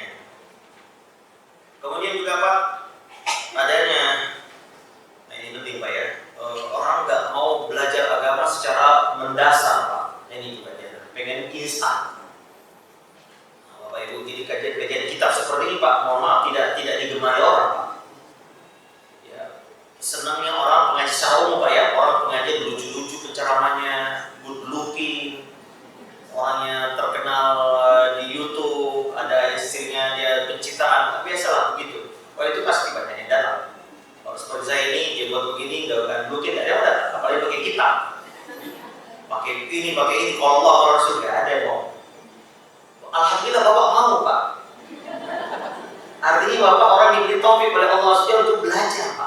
Apa yang dari tadi nggak ada lucu-lucunya? Nah, harus kita ubah. Sebagian besar saudara-saudara muslim kita yang begini-begini disenangi. Lucu-lucu, cerita-cerita khurafat. Yang kalau Allah, kalau Rasul nggak mau. Karena nggak cocok dengan hawa nafsu. Ya. Apalagi sebagian orang berbicara kalau menyebut hadis dia tidak sering, terkadang dia tidak menyebut siapa perawinya. Pokoknya di sini. Ya. Allahu Akbar ini. Sehingga Bapak Ibu ini berdusta atas nama Nabi ini. Saya sebutkan beberapa contoh di sini Bapak Ibu, ini punya video. Sebelum saya kasih contoh, ada apa sebab terjadinya orang berdusta atas nama Nabi? Pertama, orang-orang zindik, Pak, yaitu orang yang menyimpang, ya, kalau di Indonesia namanya pluralisme, orang-orang liberal, Pak, ya. Nah, itu yang mereka memang punya niat buruk terhadap agama ini, ingin merusak agama dari dalam. Namanya zindik, zanadiqah. Muhammad bin Zaid, seorang tabi'in besar, wafat beliau mengatakan, wada'atiz zanadiqa ala Rasulullah sallallahu arba'atu asyar alf hadis. Kata Muhammad bin Zaid, dia pernah meneliti seorang tabi'in, tabi'in, beliau mengatakan orang-orang zindik telah memalsukan hadis 14.000 hadis palsu. Kalau ini menyebar di mana-mana, 14.000 hadis palsu. Nah, ada seorang yang ditangkap dari mereka, namanya Abdul Karim bin Auja. Ditangkap dan dipenggal kepalanya oleh seorang penguasa Basra waktu itu di zaman pemerintahan Al-Mahdi tahun 160 Hijriah. Maka tatkala akan dibunuh, beliau mengatakan, wallahi, tidak, jujur, laqad wada'tu fiikum 4,000 hadis. Demi Allah, sungguh aku telah memasukkan hadis 4.000 hadis palsu. Uharrimu bihal halal, aku haramkan apa yang halal, wa uhillu bihal haram, dan aku menghalalkan yang haram. 4.000 hadis palsu. Dan alhamdulillah Pak, Allah jaga agama ini. Ada orang-orang yang berusaha meneliti hadis ini. Kalau enggak Pak, udah Pak, sholat zuhur kita ini Pak udah pakai musik. Sholat kita Pak sudah ada embel-embelnya, sudah ada ini. Mungkin ada olahraga dulu, ada mendengar musik dulu Pak. Sebelum kita sholat dulu, kita tenangkan hati kita dengan mendengarkan musik ini. Baru sholat. Dirubah-rubah gayanya. Kalau nggak ada hadis, Pak, karena sangat selesai Pak. Agama kita udah balapan. Dulu Nabi Ibrahim mengajarkan Ismail sholat, ya. Rabbi ja'alni muqimah sholat. Ya. Lalu Ismail mengajarkan, kata Allah, karena yang ya'muru ahlahu bisalat. Dia senantiasa mengajarkan keluarga sholat. Ini anak cucunya di Mekah, ya kan? Turun-temurun sholat hilang Pak. Sampai di zaman Nabi, apa kata Allah? Wa ma kana sholatu fil baiti illa muka'u wa tasdiyah. Sholat yang tersisa di depan Ka'bah, siu-siu dan tepuk tangan. Bayangkan Pak, dari sholat seperti ini kita kemudian apa? Berubah menjadi sekadar bersyukur dan tepuk tangan. Karena tidak ada penjagaan terhadap penukilan ilmiah seperti itu. Maka saya kalau tidak ada ilmu hadis Pak, maka mungkin sholat zuhur kita Pak udah banyak, mungkin tinggal tepuk tangan dan ya bersyukur atau pakai telepon atau pakai piano sebelum sholat. Alhamdulillah ada hadis Nabi Sallallahu Alaihi. Ada hadis aja begitu Pak. Sekarang sholat ada model koplo, ada model macam-macam sholat. Di zaman sahabat masih hidup saya, sama Abdullah bin Mas'ud pernah mendapati ada orang berzikir berjamaah di masjid. Setiap kelompok mereka punya pemimpin kelompok. Ayo 100 kali subhanallah, subhanallah, subhanallah. Ibnu Mas'ud mengingkari. Kata beliau, hei umat Muhammad, cepat sekali kalian binasa. Itu rumah Nabi masih ada di Madinah, bejananya masih ada, kami sahabatnya masih ada. Kenapa kalian nggak tanya sama kami? Ya Aba Abdurrahman, ini punya yang bermaksud. Kami kan niatnya baik, daripada dan hutang mending begini. Kira-kira begitu ya jawabannya. Kan baik, kata beliau, kami murid la yusibah. Betapa banyak orang yang niatnya baik tapi tidak dapat pahala karena cara melakukannya salah. Sekarang metode ini banyak banget Pak. Metode ini. Nah, alhamdulillah agama ini dijaga. Coba Al-Quran Pak, nggak dijaga. Udah banyak penyimpangan Al-Quran. Alhamdulillah dijaga, ditaruh di dada-dada kaum muslimin, dihafal oleh ribuan anak. Misalnya dari kami ada anak 12-13 tahun sudah banyak Al-Quran. Gak ada yang berani palsukan Al-Quran Pak. Karena Pak, di dada, bukan di sini, bukan di kitab. Di kitab bisa dipalsukan, penerbitnya ini bisa palsukan, gak, di dada. fi suduril ladzina utul ilm. Kemudian juga Pak,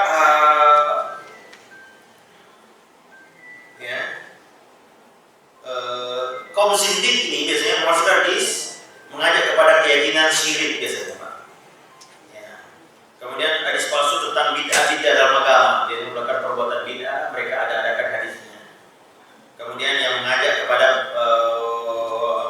memperbodoh dan melemahkan umat Islam. Seperti orang-orang tasawuf mengatakan ada 3 hal yang dibenci oleh agama, oleh Allah atau apa sih? Menuntut ilmu, mencari nafkah. Saya lupa lagi. Belajar hadis maksud ada 3 yang dibenci. Coba orang menuntut ilmu dibenci Allah. Ya. Yang kemudian banyak kisah hadis seperti itu. Nah, di antara contohnya Bapak Ibu di sini beberapa contoh mungkin bisa kita sampaikan. Ya.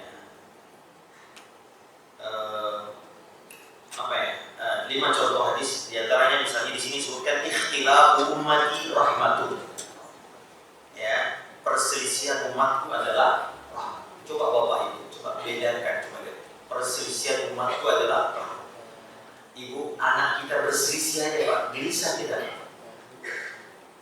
Gimana kalau umat berselisih? Kok dibilang rahmat?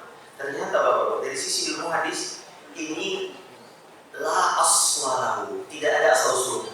Ini hadis tidak ada di kitab-kitab. Bagaimana mau diperiksa? Artinya hadis ini menyebar dari mulut ke mulut, tidak punya sanad Pak. Kalau hadis maudhu ada sanadnya, cuman ada yang pemalsu hadis di situ Pak. Kalau la aswalahu ini nggak ada sanadnya, tapi dari mulut ke mulut tersebar. Berita itu harus ada sanad Pak. Dari siapa kau dengar, dari siapa kau dengar, dari sana. Nah sekarang semua penceramah Pak mengatakan gurunya begini, gurunya begini. Kita katakan iya, mana sanadnya? Ada gurunya yang katanya bisa mi'raj 60 kali sehari, ada yang bisa memadamkan api neraka, ada yang bisa begini, bisa begini. Ada yang ini dia bisa begini Pak. Jadi ada orang katanya lupa di mana kuburan orang tuanya, lalu dia pergi bawa gurunya, tolong guru. Lalu itu guru dia bangkitkan satu-satu penghuni kubur. Bangkit kok kamu ini bukan ayahmu, bukan. Semua disuruh bangkit. Oh ini ayahku. Tuh Pak, ngeri Pak. Lebih dari Nabi dan Rasul menghidupkan orang yang mati. Itu ada kisahnya. Populer di ceramah Pak di YouTube. Ini kan luar biasa ini Pak. Kita katakan semua orang bisa mengklaim gurunya. Saya juga bisa Pak kalau cuma cerita begitu. Saya akan lebih dasar. Oh guru saya pernah naik ke langit 7 kali bertemu dengan Allah ini. Wah bisa. Mana sanadnya? Nah ini umat ini Pak senang yang begini-begini Pak. Saya baru dengar kemarin. Jadi dia bisa biar satu kuburan dibangkitkan ke satu ini guru. Ada yang kemarin juga saya dengar katanya kalau meninggal gurunya itu suka kasih kertas ditaruh di bawah kepalanya mayat. Nah, nanti kertas ini kalau dia malaikat bukan nanti dia baca dari saya, dia akan tidak ditanya dari malaikat bukan dari Allah Ustaz. Rusak agama ini Pak kalau begini Pak. Allahu Akbar. Maksud saya kenapa kalau yang merusak ini Pak qasas Pak, tukang cerita, tukang dongeng ini Pak. Qasas itu kan dongeng. Kenapa enggak cerita-cerita Al-Quran banyak kisah-kisah Nabi dan Rasul alaihi wasallam? Kisah peperangan Nabi banyak banget yang perlu diceritakan kepada generasi ini. Kenapa kisah-kisah begini-begini Pak? Ini bahaya Pak. Nah ini termasuk lalas Allah sehingga orang Pak ya nggak apa-apa berselisih. Ini kan memang betul ada perselisihan yang dianggap seperti guru dan tidak ini perselisihan, tapi bukan yang dimaksud. Ini perselisihan. Iya betul, harus ada yang kita yakini yang lebih dekat dengan dalil. Bukan memelihara persis ini. Kemudian juga di antara di sini Pak, tuntutlah ilmu sampai ke negeri. Saya nggak tahu. Dulu di zaman Nabi sudah ada Cina belum? Sampai sebut Sin itu kan Cina. Saya lupa sini ada tadi saya sudah tandai. Ya. Nah, tapi saya ingatkan, tidak semua hadis palsu itu matanya buruk. Kadang-kadang baik matanya, tapi karena hadis palsu tidak boleh dipercaya. Ya, la aslah maudhu. Jadi saya ingatkan ya, ada 2 Pak. Maudhu itu ada sanadnya, cuman di antara perawinya pendusta. Ya, kalau la aslahu, ini tidak ada di kitab. Mau diperiksa di mana nggak ada. Dia tersebar melalui mulut ke mulut. Di antaranya misalnya hadis berpikir sesaat, fikratun sa'atun khairun min ibadatin sittina sa'u. Keren banget. Berpikir sejenak lebih baik daripada ibadah 60 tahun.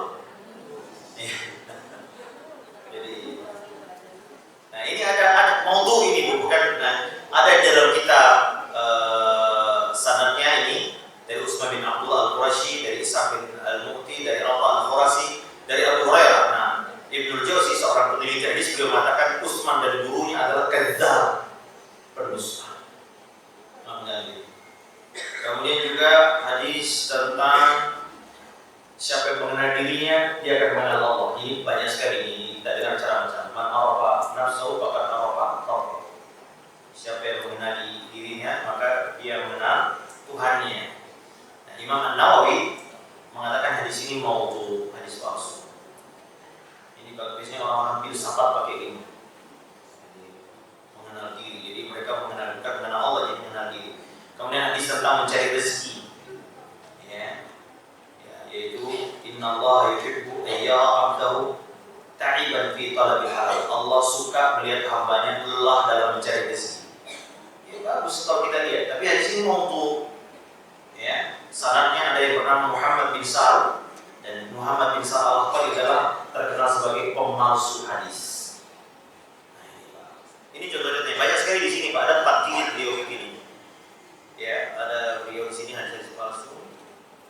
Ini misalnya bagi sini. Ya. Tapi ya itu rata-rata. Kemudian juga Pak, biasanya yang pemalsu hadis adalah mereka yang fanatik mazhab. Siapa yang bermazhab dengan mazhab ini, maka dia masuk surga. Itu. Fanatik golongan, fanatisme golongan biasanya. Ya.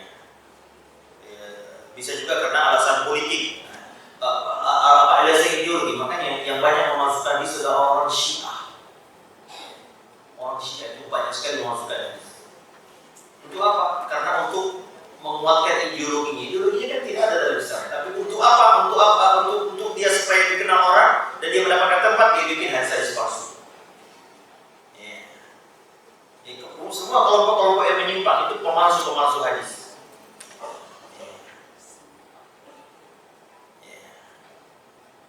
Kemudian juga ya jadi boleh kita katakan mereka yang mengikuti hawa nafsu ya. Kemudian juga tujuannya baik ya, untuk mengajak orang untuk berbuat baik ya. Ya.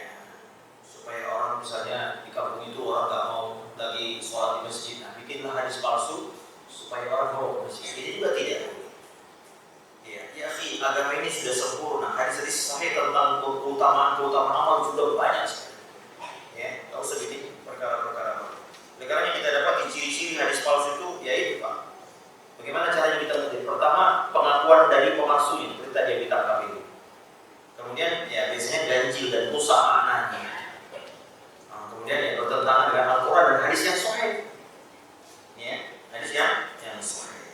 Nah, alhamdulillah Bapak Ibu, Allah Ta'ala menjaga agama ini dengan adanya ilmu hadis atau ilmu sanad. Yang oleh karenanya Bapak Ibu, hendaknya kita berusaha ya mencari agama ini dengan cara yang benar. Jemaah yang dirahmati Allah Subhanahu Wa Ta'ala, ini yang dapat kami sampaikan pada kesempatan ini. Semoga ada manfaatnya.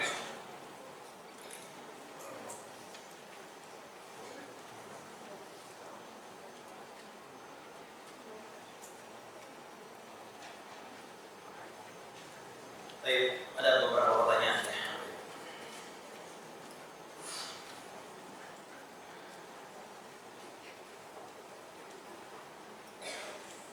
Ustaz, apakah dengan menasabkan anak angkat dengan menjadi binti ayahnya termasuk dosa? Iya, dosa besar. Menasabkan sesuatu yang bukan nasabnya. Maka Bapak Ibu, kenapa di antara hikmah dilarangnya berzina, ulannya? Kenapa zina itu dilarang? Karena tidak jelaskan nasab. Ini anak punya siapa? Makanya Bapak Ibu Haji, di dalam Islam Bapak Ibu, anak zina tidak boleh dinasabkan kepada ayah. Karena nggak jelas. Berzina itu kalau sudah berzina nggak tahu sama siapa. Nggak boleh. Ya, itu sebabnya sebagai ulama Bapak Ibu, ini pendapat saya lebih condong kepada Pak Erin, tidak boleh menikahkan wanita yang sudah hamil. Ya, karena takut percampuran nasab. Yang benar Allah saya bicara karena boleh. Ini banyak terjadi di negeri kita Pak ya, karena married by accident katanya. Kalau sudah hamil baru nikah. Nah, boleh nggak menikah ini? Ada khilaf ulama. Wanita yang sudah ada di rahimnya ada bayi, boleh nggak dinikahi? Allahu a'lam. Ya ada dua pendapat. Sebagai mengatakan tidak boleh. Tadi belum memang tidak boleh.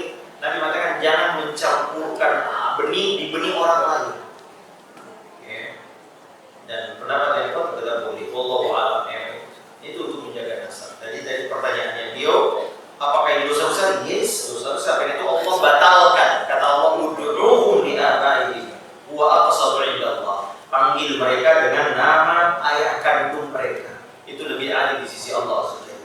pergi dulu ke aktenya Pak. Kesian Pak. Banyak masalah waris, banyak dilanggar lagi, masalah pernikahan, mahram, terlalu banyak ya. Harusnya dia boleh menikah, tapi tidak boleh menikah karena dibilang adik kandung, padahal bukan. Ya. Harusnya mahram, tidak jadi mahram atau sebalikannya. Ya, jadi tidak boleh. Boleh mengangkat anak asuh ya, tetapi jangan dinasabkan kepada kita. Maksud saya mengangkat bukan, menyantuni aja ya, membiayai, tapi jangan diangkat sebagai anak. Kayak itu anak zina hanya dinasabkan kepada ibunya, bukan kepada ayahnya dalam rangka ini. Ustaz izin bertanya. Agak tolong kita sama-sama pahami Pak ya, saya agak bingung ini pertanyaannya. Kita sama. Ibu A punya 1 buah rumah. Oke. Di situ tinggal Ibu A dan anak bungsu nomor 4 laki-laki. Ya. Dan anak-anak dan anak 2 dan yang belum janda. Di situ tinggal Ibu A dan anak bungsunya nomor 4 laki-laki dan anak 2 terus janda. Maksudnya saya bingung ya. Jadi Ibu A ingin jual rumahnya ke anak nomor 4 dengan anak tersebut menyanggupi dan anak menyanggupi. Rumah tersebut atas nama Ibu A sendiri.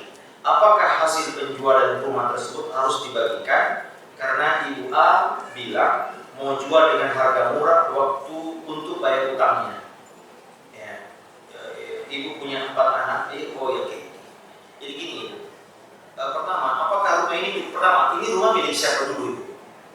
Kalau milik suaminya, ya almarhum sudah meninggal, maka ini berarti anak punya hak di situ, tidak boleh dijual karena ada hak anak di situ Ibu. Itu yang pertama. Saya menduga-duga ya. Tapi kalau katakanlah ini ibu punya sendiri hal warisan dari orang tua, maka bebas mau menjual kapan saya, ini milik sendiri, tidak perlu harus persetujuan anak. Ya, maka ibu boleh menjual. Kemudian hasil penjualannya, karena ibu masih hidup, belum pakai masalah waris, masih hidup orangnya, maka ibu boleh menghadiahkan. Namanya hadiah, ya boleh terserah mau berapa. Namun sebaiknya kalau memberi hadiah diberikan ramah, sama kata Nabi, jadilu fi auladikum, berbuat adillah dalam anak-anakmu. Apakah hasil penjualan rumah tersebut harus diberikan? Tidak diberikan. Ini bukan harta waris. Ya, tapi kalau harta waris ibu, penjualan itu harus dibagi menurut waris. Ada haknya ibu. Kalau ibu punya anak berarti 1/8. Kalau ibu karena punya karena punya anaknya, kemudian ada haknya anak laki-laki dan anak perempuan, dibagi berdasarkan nisbah bagi harta waris. Allah Ta'ala. Begitu ya Bu. Pertanyaannya, apakah kalau mati lampu itu takdir?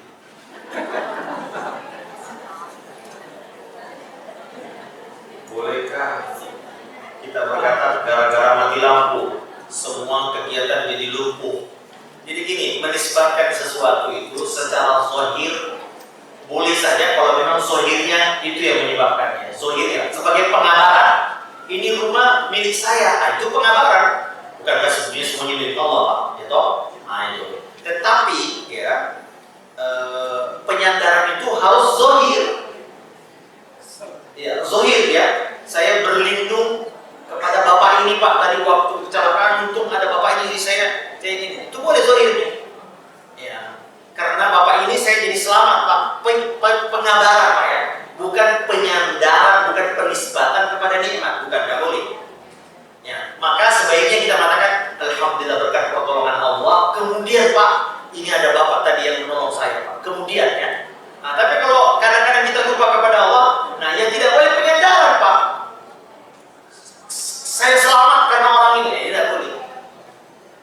Nah, yang kalau pengabaran dan zahir ya, kita katakan saya selamat dibantu oleh bapak ini, kan pengabaran aja. Tapi kalau bentuknya penyandaran keselamatan saya karena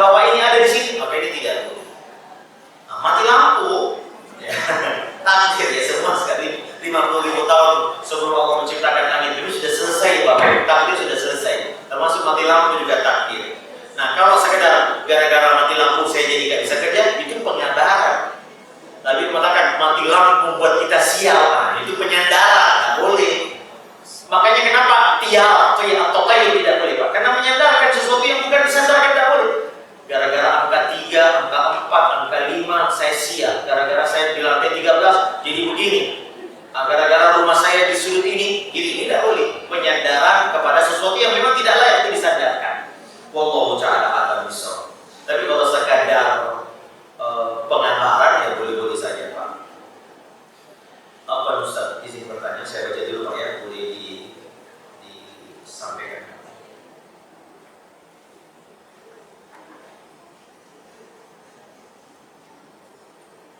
Oke, kayaknya bagus pertanyaannya. Ustaz izin bertanya, gimana hukumnya suami gaji besar? Alhamdulillah, ya, pasti orang Bekasi. Tapi kalau kasih ke istri asal-asalan dan bilang sesuai kemampuan suami ya, suami lebih senang uangnya buat senang-senang sama teman-temannya. Temannya apa? Temannya, kan teman-temannya. Temannya siapa ya? Istri selalu dibikin nangis. Aduh, kayaknya orang Bekasi tahu ini ya. Dengan segala perlakuannya. Apa Ustaz? Di sini bukannya istri nggak bersyukur dengan pemberian suami, tapi kebangetan banget suaminya. Jazakallah. Mudah-mudahan suaminya ada di sini ya. Nanti Bapak Ibu, begini Ibu, di dalam rumah tangga itu ada hak dan ada kewajiban Pak. Walahunna mislul ladzi 'alaihinna bil ma'ruf walirijali 'alaihinna darajah. Ingat ini Ibu. Kata Allah SWT, wanita memiliki hak dan kewajiban yang sama dengan cara yang ma'ruf. Di Islam Ibu memuliakan wanita. Jadi ibu-ibu punya hak. Di antara haknya adalah dinafkahi. Ya, diberi pakaian, diberi makan, diberi tempat itu hak ibu. Nah, ibu yang namanya hak itu boleh kita ambil, boleh kita tuntut, boleh kita terima, ya. Ada kalau kewajiban harus, ibu ya, saya ingatkan ya, kalau kewajiban itu dipertanyakan dari kiamat. Ibu kenapa enggak berbakti kepada suami? Itu dipertanyakan. Adapun hak ibu, kalau ibu rela, hak ini nanti di akhirat dikasih. Bapak punya utang, punya hutang, punya piutang. Ada orang punya utang sama bapak. Lalu dia nggak bayar-bayar di kita. Kita punya hak, mau diikhlaskan atau mau dituntut sekarang. Kalau ibu mau, kalau bapak mau, nanti aja di akhirat saya ambil Ustaz. Maka bapak halalkan, di akhirat akan dikasih. Paham maksudnya Bapak Ibu? Sama seperti hadis Nabi, kewajiban kita kepada penguasa taat, ada pun kezalimannya itu nanti beda di akhirat. Tapi setelah kita zalim, kita nasihati ya. Nah maksud saya begini Ibu, kalau selama tidak memadar, ini keliru ini Bapak Ibu. Nabi SAW karena suaminya ada di sini, saya tidak bisa nasihati. Nabi mengatakan sebaik-baik suami yang paling baik sama istrinya. Khairukum li ahlihi.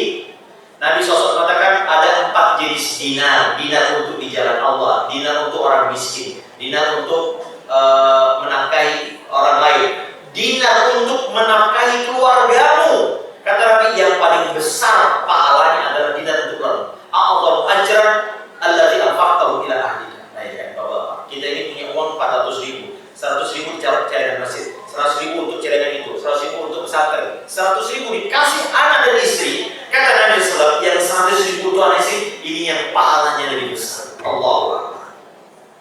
Ya, menyia-nyiakan nafkah istri dan anak termasuk perbuatan dosa Bapak Ibu.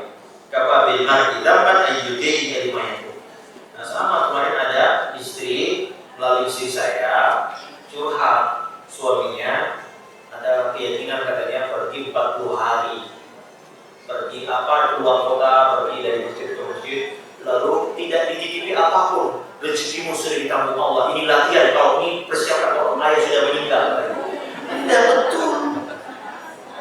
Sampai ini istri curhat kemana-mana Pak, dan pinjam kemana-mana. Coba lihat, dakwah fardu kifayah. Tidak semua kita wajib berdakwah Pak. Kalau di depan mata kemungkaran ya wajib. Anak kita melakukan ini, suami kita melakukan ini, ya wajib. Tapi ada dakwah yang tidak sanggup Pak. Bapak Ibu, ada preman di mukhabar di sini. Apa kita kewajiban? Kalau ada punya otoritas, dia wajib. Pemerintah, polisi, ya. Tapi kalau kita lihat dia bersenjata, ya dia tidak berdosa. Tapi mengingkari dengan hati. Nah ini enggak Bapak Ibu. Sampai istrinya pinjam sana, pinjam sini, katanya latihan supaya nanti kalau suami meninggal kamu udah biasa. Yang mana? Dia pergi berdakwah dari masjid ke masjid. Ini keliru Bapak Ibu. Nah, keliru. Nah, maka menafkahi anak dan istri adalah kewajiban ibu. Tapi kalau ibu rela, ibu tahu nggak? Dulu istri Nabi SAW juga sama. Itu dulu Bapak Ibu kaum muslimin miskin. Ibu pernah dengar nggak hadisnya Nabi SAW? Kata Aisyah, 3 bulan 3 kali hilal, kali nggak pernah masak. Kata orang-orang, ya Aisyah, apa yang kau makan sama Nabi SAW? Kata beliau, air putih dan kurma saja. Kalau kurma banyak ini. 2 bulan bu, sanggup bu makan. Ini siapa jadinya kurma ya? Oke, kurma deh. Ibu kalau di rumah 2 bulan berturut kurma dan air minum aja, sanggup bu? Maka ibu-ibu, ketika Khaybar ditaklukkan tahun ke-7 atau ke-8 saya tidak lupa, Khaybar, perkampungan Yahudi kaya raya, kaum muslimin banyak bawa rampasan perang ghanimah, dan Nabi punya hak seperlima. Ada budak, ada macam-macam Pak, ada macam-macam. Wajar dong istri-istri Nabi ini yang tadinya hidup ya Masya Allah, minta tambahan nafkah. Tapi apa yang terjadi? Suami ya Pak, Nabi SAW merasa sedih dengan ini. Nabi memboikot mesinnya selama 1 bulan. Pernah dengar hadis ya, sampai Umar bersiar karena Nabi tidur di atas alas tikar yang sangat sederhana. Ya, maka turunlah ayat. Ya ayyuhan nabi kulli azwajika, katakan kepada istri-istrimu, kalau kau mau harta sini saya katakan, ta'ala umatti'kunna wa usarrihkunna sarahan jamil. Enggak bisa akan ceraikan kalian. Tapi kalau kau pilih Allah dan Rasulnya, ayo sama. Kenapa? Nabi SAW ingin mendidik istrinya, jangan condong kepada dunia, karena ini istri Nabi. Ya, kalau kita katakan ini wajarlah istri menuntut kayak gini, tapi Nabi ingin mendidik istrinya. Ibu-ibu, maka ya bersyukur. Di antara sebabnya banyak istri masuk neraka, perempuan masuk neraka, disebabkan kata Nabi yakfurna, mereka kufur kepada Allah, bukan kata Nabi kufur kepada pemberian suaminya. Nah, maka ibu-ibu, saya tidak tahu ini apa yang dimaksud dengan. Tapi kalau di sini dibikin nangis dengan perlakuannya, ini kezaliman. Jadi ibu kalau mau lihat suami penduduk surga, ibu lihat bagaimana akhlaknya kepada istrinya. Kalau ibu punya suami, masya Allah akhlaknya baik, dia nggak pernah marah. Kalau ibu sakit dibawa ke toko emas, ya, bukan ke puskesmas ya. Kalau dibawa ke toko emas langsung sembuh ya bu ya. Kemudian Masya Allah bu, dia menafkahi ibu dengan baik, membimbing, diajak sholat, diajak ini. Masya Allah bersyukur ibu. Itulah suami penduduk surga. Ada di sini bu suami itu? Gak ada. Nah sebaliknya juga ibu. Jadi saya ngomong gini bu, jadikan rumah kita ini pintu surga Bapak Ibu. Jangan jauh-jauh mencari surga. Di rumah kita menjadi suami terbaik Pak, itu surga. Ibu-ibu juga berbakti kepada suami, kata Nabi, unzuri aina anti minhu. Perhatikan bagaimana kedudukanmu di hati suamimu. Fa inna huwa naruki aw jannati. Itu akan menjadi surga dan neraka. Ibu cari keridhaan suami, ya, karena itu adalah pintu surga bagi kita semuanya. Ya, jadi gitu. Saya kira cukup ya, Ibu, Bapak. Mudah-mudahan ada manfaatnya. Wassallallahu ala nabiyyina wa ala alihi wa sahbihi wasallam wa akhiru da'wana alhamdulillahi rabbil alamin. Saya mohon maaf karena saya harus ada sholat dulu di pesantren, ada tamu yang baru. Subhanallah wa bihamdihi asyhadu an la ilaha illa anta astaghfiruka wa atubu ilaik. Assalamualaikum warahmatullahi wabarakatuh.